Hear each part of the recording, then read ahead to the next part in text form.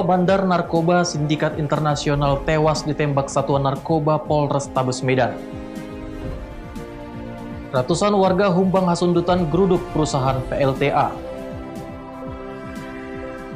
Cawabub Rospita dapat petuah dari Eporus ke KPS. Selamat malam pemirsa, selain cuplikan berita tadi kami juga akan menyajikan informasi menarik lainnya bersama saya Irwan Saragih. Pemirsa, inilah Sumut hari ini malam selengkapnya.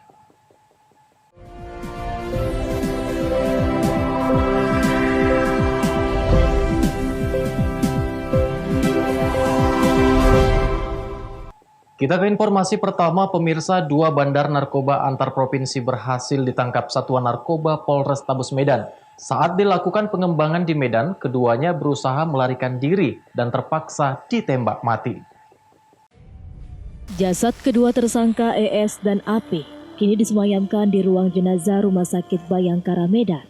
Kedua tersangka diduga anggota sindikat pengedar narkoba antar provinsi ini tewas akibat luka tembak di bagian dada. Digagalkannya penyelundupan narkoba antar provinsi oleh Satuan Narkoba Polres Labuan Batu berawal dari informasi warga yang menyebutkan akan ada pengiriman narkoba jenis sabu dari Aceh menuju Dumai, Provinsi Riau menggunakan mobil penumpang. Petugas kemudian melakukan penyelidikan dengan melakukan patroli di Jalan Lintas Sumatera Desa Sisumut, Kecamatan Kota Penang, Kabupaten Labuan Batu, Sumatera Utara.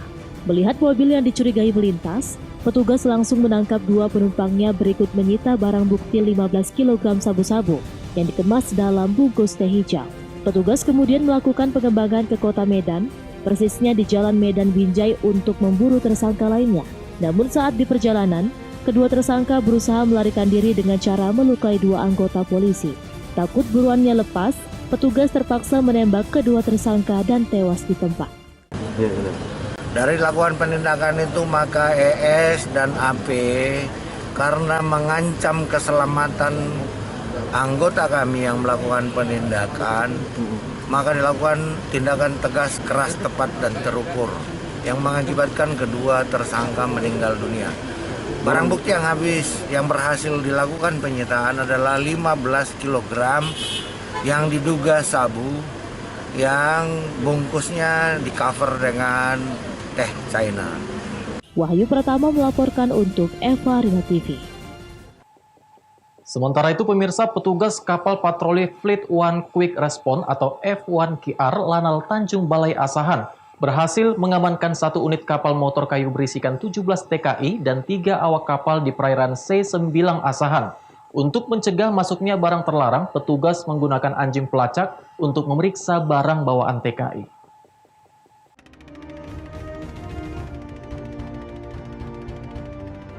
Petugas kapal patroli F1QR Lanal Tanjung Balai Asahan berhasil mengamankan satu buah kapal motor kayu di perairan C9 Asahan.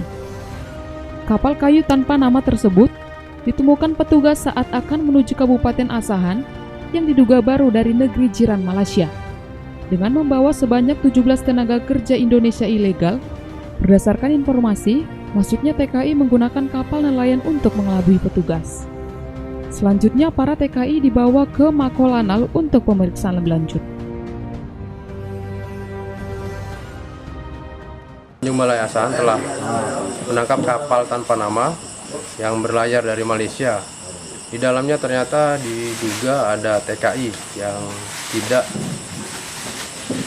mempunyai surat-surat lengkap atau diduga tenaga kerja ilegal yang berasal dari Indonesia. Mereka berjumlah sekitar 17 orang. Saat ini ABK dan para penumpang tersebut sedang kami periksa, kemudian akan kami serahkan ke imigrasi. Untuk kapal akan kami proses lanjut, karena dalam pelayaran tersebut kapal tidak dilengkapi oleh dokumen-dokumen yang lengkap. Selanjutnya kami koordinasi dengan imigrasi dan juga dinas kesehatan untuk mengecek kesehatan mereka sebelum mereka diserahkan ke imigrasi. Untuk mencegah masuknya barang ilegal, petugas mengerahkan anjing pelacak serta menerapkan protokol kesehatan.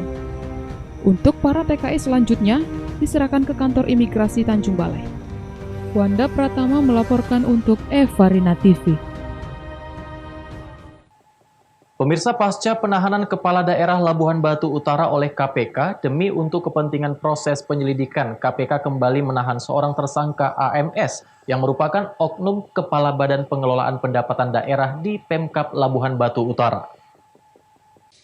Guna kepentingan proses penyidikan kasus korupsi dana alokasi khusus APNP dan APBN tahun 2017 dan 2018, KPK kembali menahan seorang tersangka AMS selama 20 hari. Di mana sebelumnya, KPK juga telah memanggil beberapa oknum ASN, anggota DPRD Sumut dan pihak swasta di Aula Mapolres Asahan, diduga terkait pengembangan kasus dana alokasi khusus tersebut. Asisten Pemerintahan Pemkab Labuhan Batu Utara Nur Rahman menyebutkan, dari informasi yang didapat, membenarkan tersangka AMS yang merupakan Kepala Badan Pengelola Pendapatan Daerah Labuhan Batu Utara telah ditahan pihak KPK untuk proses pelayanan pajak dan administrasi di kantor tersebut untuk sementara diambil alih oleh Sekretaris Badan Pengelola Pendapatan Daerah.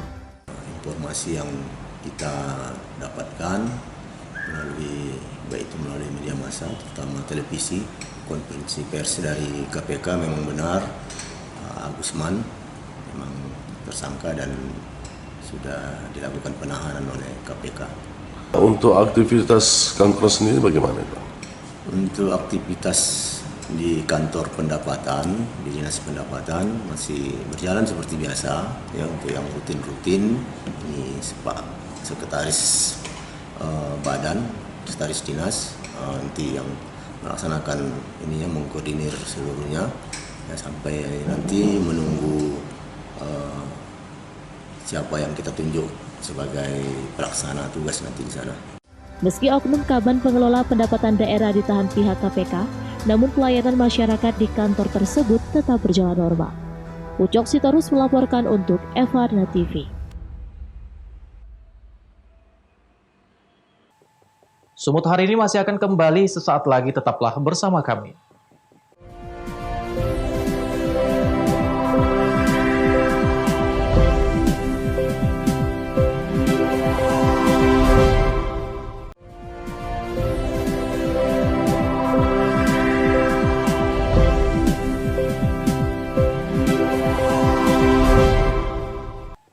Terima kasih Anda masih bersama kami. Pemirsa, ratusan warga yang tergabung dalam Forum Peduli Masyarakat Purba Bersatu menggeruduk kantor PT Energi Sakti Sentosa di Desa Purba Bersatu, Kecamatan Pakat, Kabupaten Humbang Hasundutan, Sumatera Utara. Para massa tersebut menuntut PT ESS agar merealisasikan anggaran dana CSR. Aksi berlangsung damai dan dikawal ketat oleh pihak kepolisian. Peserta aksi sendiri berasal dari sejumlah elemen masyarakat seperti tokoh masyarakat, tokoh pemuda, dan tokoh adat. Dalam orasinya, Forum Peduli Masyarakat Purba Bersatu menyuarakan sejumlah permintaan kepada PT ESS.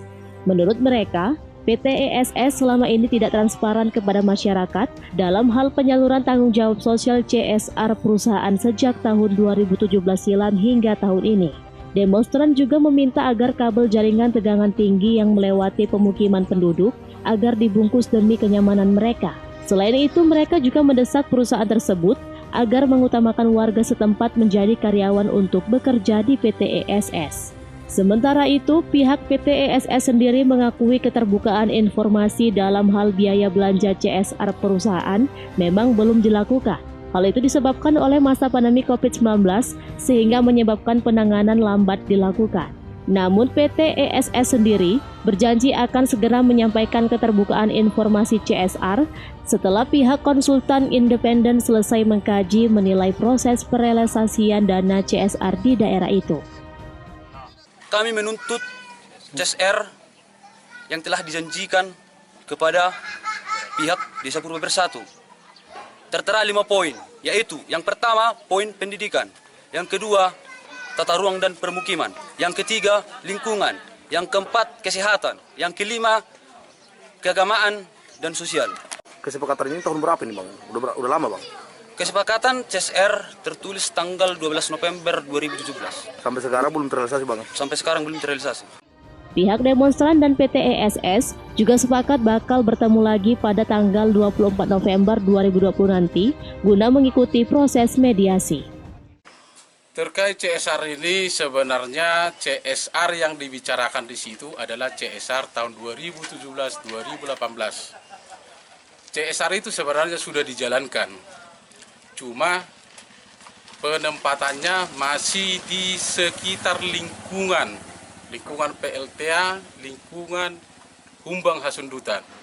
Sementara yang dituntut atau yang dimohonkan mereka itu adalah khusus untuk mereka. Itu yang pertama. Yang berikutnya keterbukaan informasi. Memang untuk informasi kami memang belum bisa menyampaikan secara transparan. Tapi kami tidak bermaksud demikian karena ada sistem pelaporannya nanti. Pelaporannya itu nanti akan dikerjakan oleh konsultan independen. Rahmat Tinton Banjarnahor melaporkan untuk Eva Rina TV. Informasi selanjutnya, pemirsa, sebanyak 1,64 juta surat suara Pilkada Wali Kota dan Wakil Wali Kota Medan tahun 2020 tiba di eks Bandara Polonia Medan. Surat suara tersebut diangkut menggunakan truk milik PT Pos Indonesia.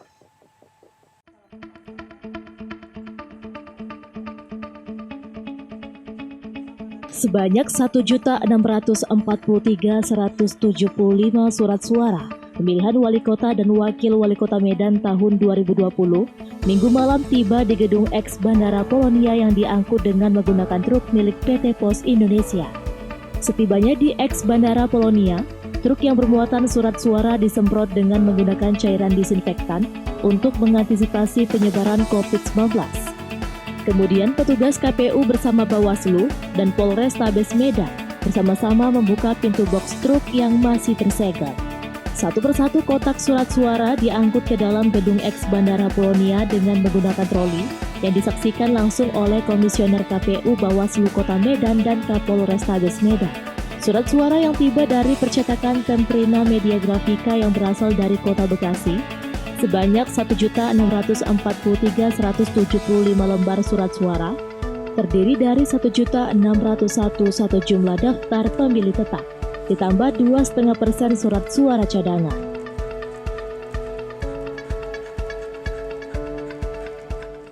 Iya, untuk hari ini di KPU Medan itu sudah sampai logistik surat suara yang sampai hari ini sejumlah DPT Kota Medan ditambah dengan 2,5% ditambah 2.000 surat suara pemungutan suara ulang gitu. Jadi totalnya itu ada 1.645.175 lembar, kurang lebih seperti itu. Untuk selanjutnya surat suara yang sudah tiba ini akan dilakukan proses sortir dan pelipatan. Jadi rencananya KPU Kota Medan itu akan memulai proses sortir dan lipat itu di hari Selasa. Targetnya kurang lebih paling lama 6 hari bisa tuntas dikerjakan. Rencananya pihak KPU Kota Medan akan melakukan pelipatan dan sortir surat suara pada hari Selasa dan ditargetkan akan selesai pada 5 hingga 6 hari mendatang. Daniel Pekuali melaporkan untuk Eva Rina TV. Pemirsa, calon Bupati Asahan 2020 nomor urut 2 Surya melakukan roadshow kunjungan masyarakat di Kecamatan Meranti Asahan, Sumatera Utara. Roadshow calon Bupati Asahan tersebut diikuti tim pemenangan ST20 Kabupaten Asahan di desa-desa yang ada di Kecamatan Meranti Asahan.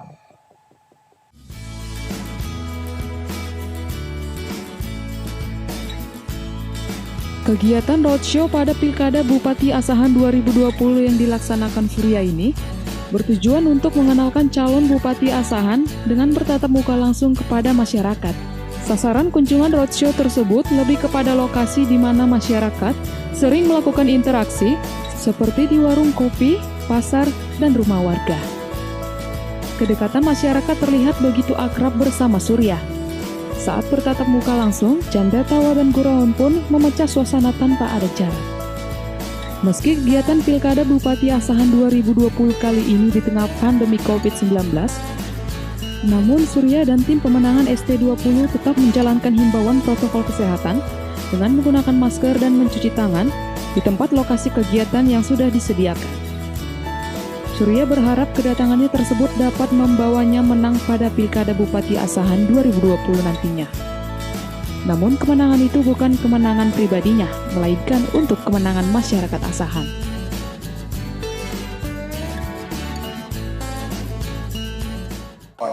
melalui pertemuan ini, insya Allah pada tanggal 9 Desember, saya yakin dan aku yakin, coblos nomor Ungco ya Pak ya?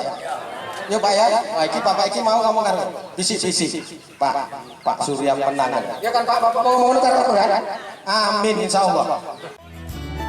Selain itu, Surya juga mengimbau masyarakat agar berjalannya pemilu ini dilaksanakan dengan baik tanpa harus menjelek-jelekan pasangan lain. Agus Salim melaporkan untuk Evarina TV. Sumut hari ini masih akan kembali sesaat lagi, tetaplah bersama kami.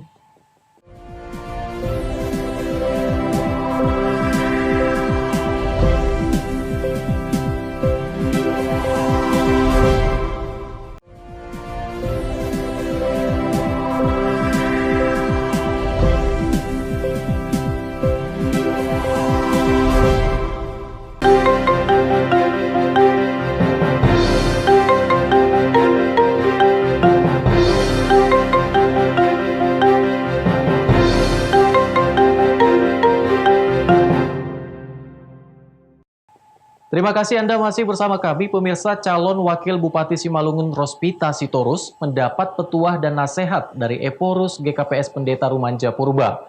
Hal ini disampaikan Eporus saat menghadiri temu ramah diskusi bersama lembaga keumatan Kristen seperti GAMKI dan GMKI.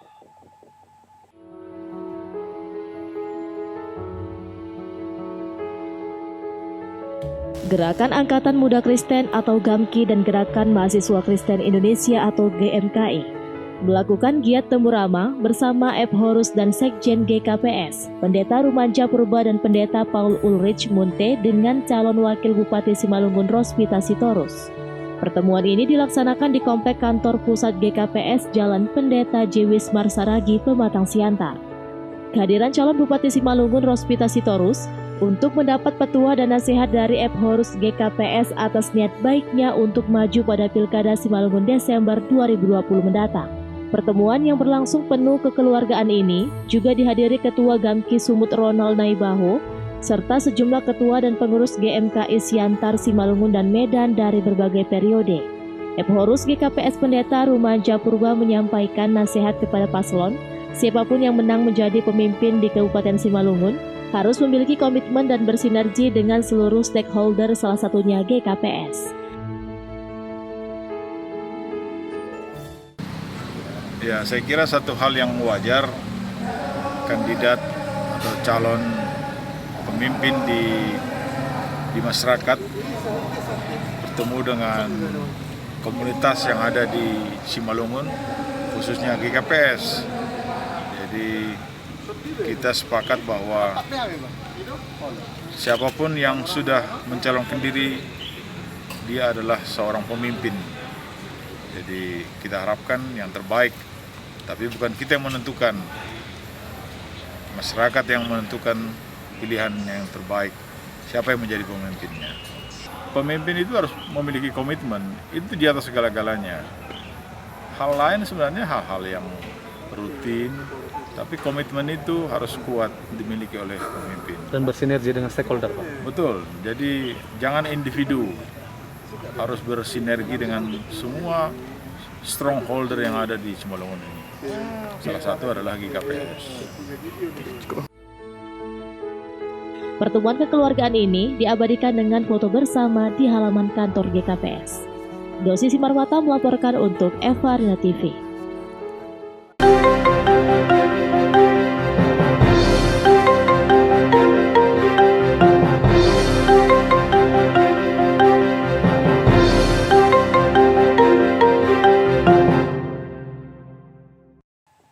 Pemirsa, dalam beberapa tahun terakhir, tidak kurang 16 negara telah mengundang Indonesia untuk mengikuti Musabaqah Tilawatil Quran Internasional yang diadakan pada beberapa negara dengan berbagai prestasi yang berhasil diraih.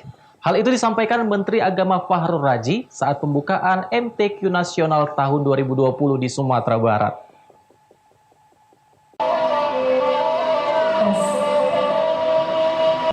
Menteri Agama Fahrul Razi menyebut pemenang dalam pembukaan Musabaqah Tilawatil Quran MTQ Nasional akan dikirim mewakili Indonesia untuk mengikuti MTQ tingkat internasional di berbagai negara. Hal itu disampaikannya saat memberikan sambutan dalam pembukaan MTQ Nasional ke-28 tahun 2020 di Stadion Utama Sumbar, Kabupaten Padang Pariaman, Sabtu 14 November. Menag Fahrul mengatakan dalam beberapa tahun terakhir tidak kurang ada 16 negara mengundang Indonesia untuk mengikuti MTQ internasional, di mana banyak prestasi yang telah ditorehkan Kori dan Koriah yang mewakili Indonesia dalam ajang internasional tersebut. Prestasi itu tidak lepas dari peran Pondok Tahfidz yang dalam beberapa tahun ini tumbuh semakin pesat di berbagai kota, serta lewat kelompok-kelompok sosial berbasis komunitas. Dan berkembangnya minat membaca Al-Quran di kalangan remaja dan pemuda berbasis komunitas dan jejaring sosial. Bahkan beberapa televisi swasta nasional secara rutin setiap tahun melaksanakan lomba tilawah dan hafalan Al-Quran. Semua perkembangan itu diharapkan memberi efek positif terhadap kualitas kehidupan beragama dan moralitas masyarakat yang semakin berat dan kompleks tantangannya. Menag menambahkan, MTQ harus dimaknai sebagai syiar Islam, bukan kesemarakan semata. Sebab Al-Quran harus difungsikan sebagai penuntun umat baik secara pribadi maupun masyarakat, sehingga dapat mewujudkan kualitas kehidupan beragama yang semakin baik ke depannya. Dari Kabupaten Padang Pariaman, Sumatera Barat, Fandi Yogari, Kantor Berita Antara mewartakan. Pemirsa, demikianlah rangkaian informasi dalam Sumut hari ini malam. Saya Irwan Saragih mewakili kerabat kerja yang bertugas pamit undur diri dari hadapan Anda. Terima kasih atas kebersamaan Anda dan sampai jumpa.